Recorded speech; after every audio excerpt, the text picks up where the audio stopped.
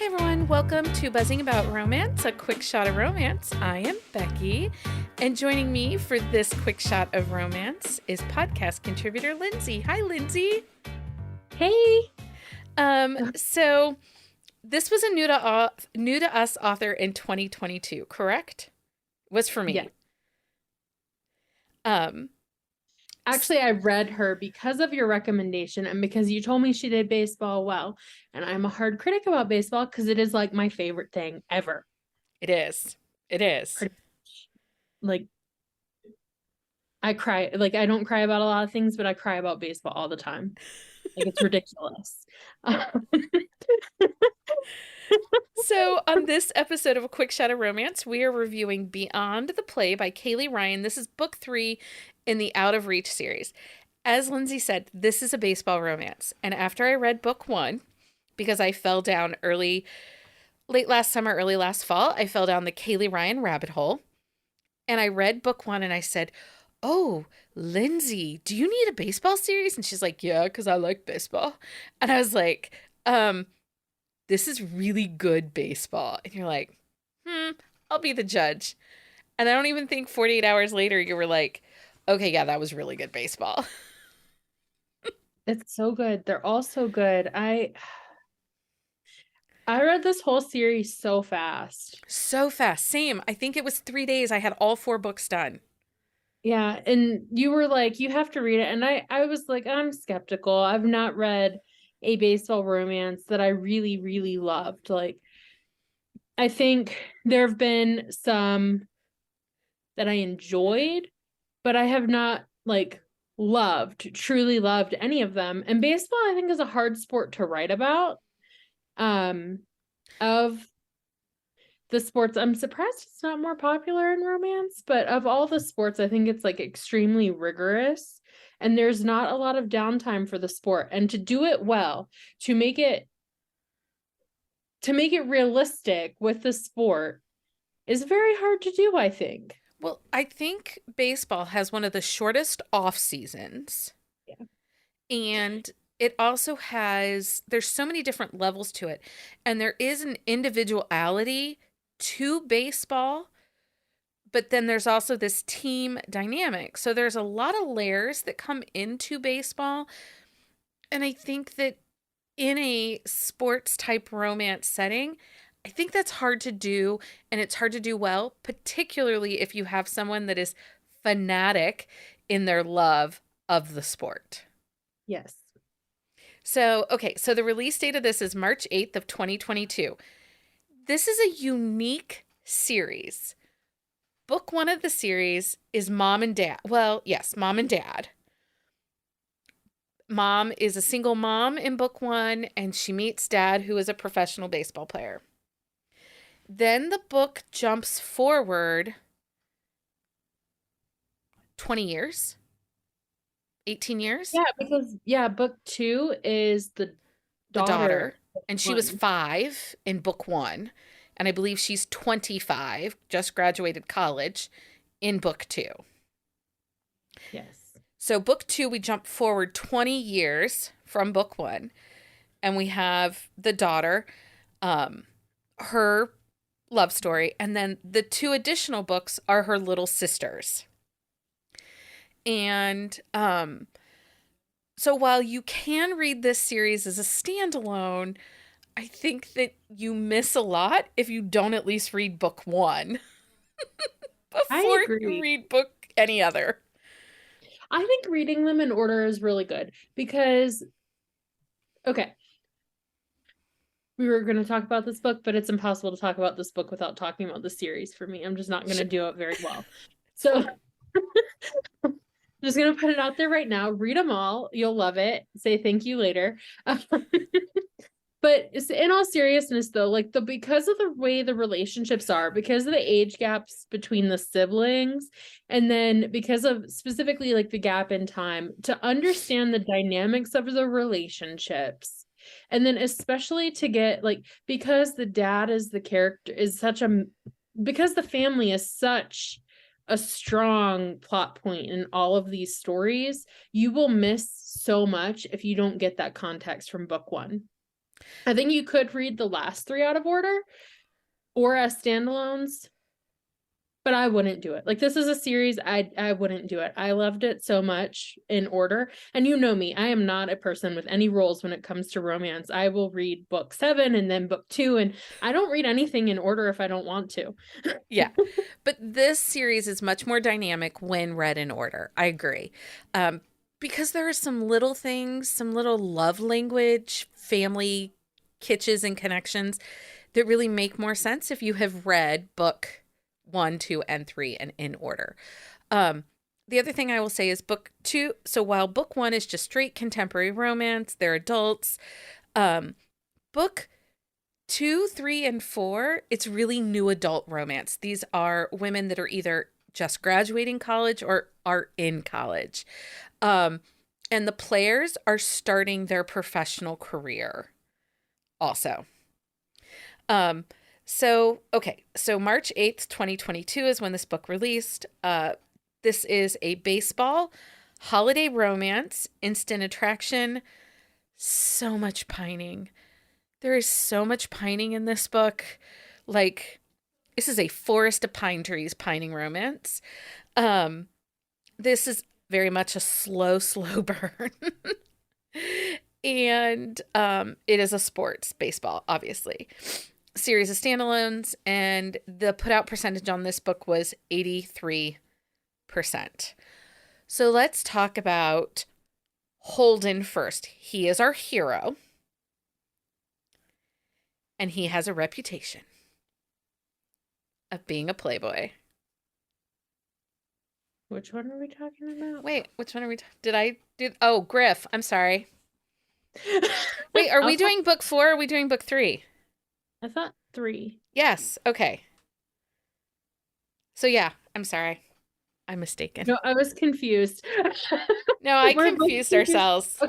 Okay, so first, like, let's talk about why. Do you want to talk about why we picked book 3 first? Yes, let's talk about book 3 first. Why we picked it. Why did we pick book 3? It was my favorite. It's my favorite too, and I'm sorry I got it confused with book 4. It's okay. No, it's my favorite. It's interesting because it's also, I think Peyton's the middle child. She is. She's the middle child. And usually I have a harder time identifying like with the middle child because I'm the oldest of many siblings. So usually like I have a stronger connection with like the oldest child.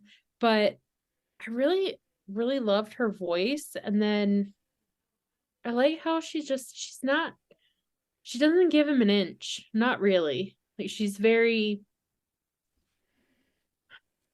knows what she wants and she's not necessarily afraid to go after it, but at the same time, like she's lived in the spotlight. She's lived in the spotlight for so much of her life that she is like aware of people potentially wanting to just take advantage of her position, especially once they learn who her dad is. Right. And her dad is this super dynamic man, and he has retired from baseball, and they still live in the town in which he played baseball for, and is still very well known. He has a reputation and is still really well known for his baseball, I don't know, prowess, for lack of a better word. No, I was right. This is Parker and Holden's book. I have the wrong Goodreads synopsis in this. I'm confused. So, okay, I'll read the description real quick. Parker, of all the hot guys in the club, of course I find myself tangled up with a baseball player. Our chemistry is out of the park, igniting as his athletic body moves next to mine. I know exactly who he is, the infamous Holden Bailey. He has no idea who I am or my connections to the team. I prefer it that way. I give in to one dance with Holden and send him home alone. He can have any woman he wants, but for some reason he wants me. His pursuit is relentless. He wrote the playbook on being a player, though, and giving it in could cost me my heart. I thought getting traded to the Blazes was life-changing, but it's nothing compared to meeting Parker Monroe. From the moment she bumps into me on the crowded dance floor, I can tear my eyes away from her. She's gorgeous, intelligent, and definitely not interested, at least not in the player the media portrays me to be. I need to convince her that with her, I'm authentic, and what we have is a real thing. Game on. When the truth gets twisted, it looks like I am playing her, but she has it all wrong. The way I feel about Parker is beyond the play, and she is my end game. So these two meet in the club. She's out with her friend, remember? And the baseball players are all there and they're dancing, and he keeps trying to hit on her. And she's like, not interested. Because their meet cute was very similar to her mom and dad's meet cute. Like it mirrored. And Holden got traded to the Nashville team because he had this playboy reputation, and his previous team was like, we need to cut him. He's too much of this media sensation and he's distraction. Am I bringing it back? Yeah, I don't know why I got confused. That's okay. I'm just like, okay. I'm all caught up in my brain now. Okay.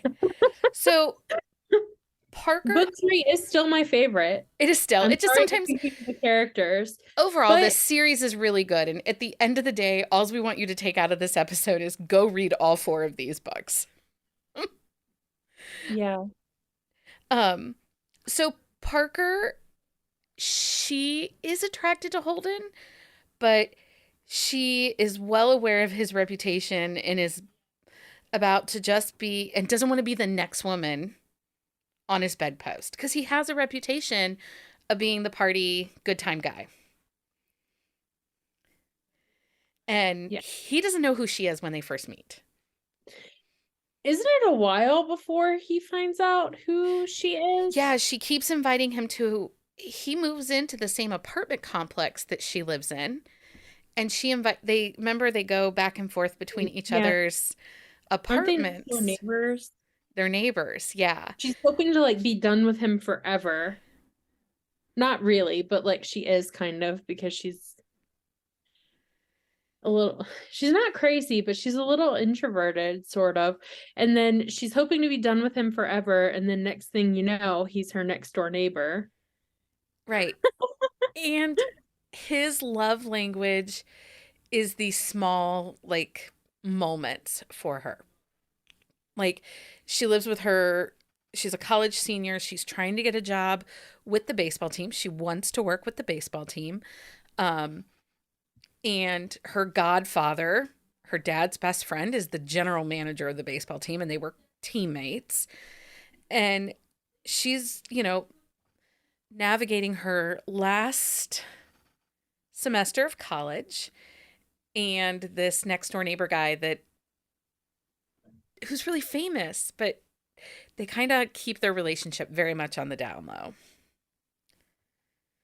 There's a dynamic there, if I remember correctly, with the GM eventually, where like she thinks that her relationship with him is the scandal, and he's deciding like whether or not to acquire this player, and she thinks that her relationship with Holden, she doesn't understand that like it's something else. And it's really quite an interesting dynamic, because the conflict, the way it builds up, is he's trying to build his baseball career, he's trying to improve his reputation, and I think too, like, just show like who he actually is, because you see a different, like, he's not, I wouldn't say he's the playboy bad boy with her at all. Not really. He really isn't. He has a genuinely good heart, and he's a little bit of a mama's boy.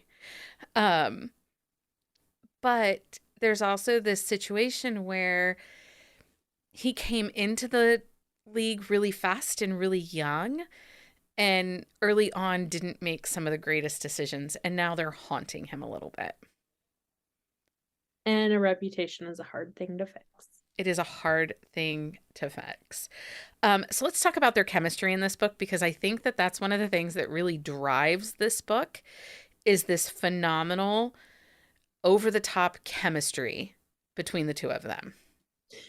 I want to say, yeah, their chemistry is great, but I also want to say that like the way she wrote him in particular made me feel like so in baseball, especially like the last decade, there's been like a plethora of phenoms, which are like once in a generation type players, and it's happened quite a lot recently. But he reminded me so much, like he read so much of like a Bryce Harper, Mike Trout type player to me. Like just come in the league really young. Like the way she wrote him in particular, really just connected with me so much because it just gave light to this thing that's been happening in baseball, and it put it in romance, and it made me really happy. And yes, they have chemistry off the charts. Is it really like, is the put out percentage really that far into the book? It is. They sleep together, like in the same bed, but they do not have sex because she is still trying to get him to prove himself that he's not just with her because, one, trying to fix his reputation, and two, she wants that real time connection. Um, and so, I mean, they have great flirting. There's really great communication in this book. And I think that the chemistry is so good that you don't realize that there isn't put out until 83%. Are all of these slow burn? All of them are slow burns. Yeah. They don't read like slow burns. They don't, but they are. A lot happens in these books. It's really fun. It is. Okay, so we hinted about Daddy Easton a little bit. He makes this whole series. So Easton is the hero from book one. And he is the arrogant baseball player, but ultimate good guy. Like, good guy. And his heroine's name is Larissa. That is the mom. But in these books of his daughters, Daddy Easton shows up and he is a papa bear like no other. And he's constantly telling his girls, like, no, you will not date him. You will not. And like his one daughter, the daughter that that is in a relationship in the second book, her book is the second book. In this third book, she announces that, they're pregnant or they've had the baby. And he's still like, no, they're not married. He's so Yeah, they don't do ridiculous. naughty things. That just doesn't happen. Yeah. But he's tough on these guys, like super tough on these Like he guys. doesn't even talk to them. He just intimidates them. Like his sole purpose when he meets them is to scare the bejesus out of them. And I don't know if it's a test or if he like is legitimately not happy with them, but the mom is so funny because she's like, quit it. Like you're like, it's like a scolding a bad puppy that's just peed on the carpet. Like Yeah. she's like, quit it, you. She's like, you are such a problem. And yet he cannot get over himself. He does not learn. He did not learn from book 2. He does it again in book 3. And then he puts himself in the situation where you get not just like the grand gesture and the resolution from the hero, but you also have to get it from him because he's got to do some work. He does. He does. I will say that this is probably the best second gen series of books. I've been really critical of second gen. We all know how I feel about some of the other second gens that we've read. This works. The way that Kaylee Ryan wrote these 4 books, it works. I feel like each story is fresh. Each story is its own story. There's no repetitiveness. The family and the family antics do not outshine the couple and their HEA. Mm-mm. It's just so good. It really is. And I like that it is a series together starting with the parents, that it's not like it doesn't bounce around like through a bunch of different characters where you're like, how does this connect? You don't need a family tree to understand how this book works. Yeah, agree. It just goes in order. It goes in order. Like you just read them and it's all there on the page. One of the best things about this book, I think, are the feels. And the only word that I can say that gives you the entire dynamic of feelings in this book is smitten. Holden is smitten with Parker. Parker is smitten with Holden. Easton is smitten with his girls and loves his family, big love. And there's just, it's kind of swoony. It's just really sweet. It And I loved it. It's kind of insta-lovey almost, because like they meet, they have immediate chemistry, and in all of the books, the hero decides almost immediately, like, I'm not letting this slip away. Like, I'm gonna do what it needs to happen to show up. And then, like I was saying earlier, like all of the heroines in the book in the series, they all have that kind of like hesitance about just trusting implicitly because of the way they grew up and the way they saw people with their dad, and like growing up in that public spotlight. So they're very much close to the vest with who they are, with who their family is. They don't just let anybody in, and the guys are just so committed to these women. And it's like, I think the I love yous are pretty quick in the books. Like usually there's not the physical, I don't think there's any physical intimacy in this series without the I love yous. I don't think so either. It definitely, there's true connection. They're truly committed. They're making the choice to be together sexually. And it's impactful that way. So, okay. Lindsey, thank you so much for joining me for this quick shot of romance, even though we had a little bit of a rocky start to it. And what are you going to do? We read a lot of books, right? It happens. I think it's so funny because we were going to talk about all the series anyway. It's fine. Read the series, guys. You'll know where we're at. Until next time, everyone, happy reading. Find us on Instagram at BuzzingAboutRomance or on Twitter at BuzzingRomance. If you like the podcast, please leave a review. If you'd like to support us directly, join the Bookcase and Coffee Patreon and receive exclusive content only available to Patreon members. Check out bookcaseandcoffee.com for our on-the-shelf show notes.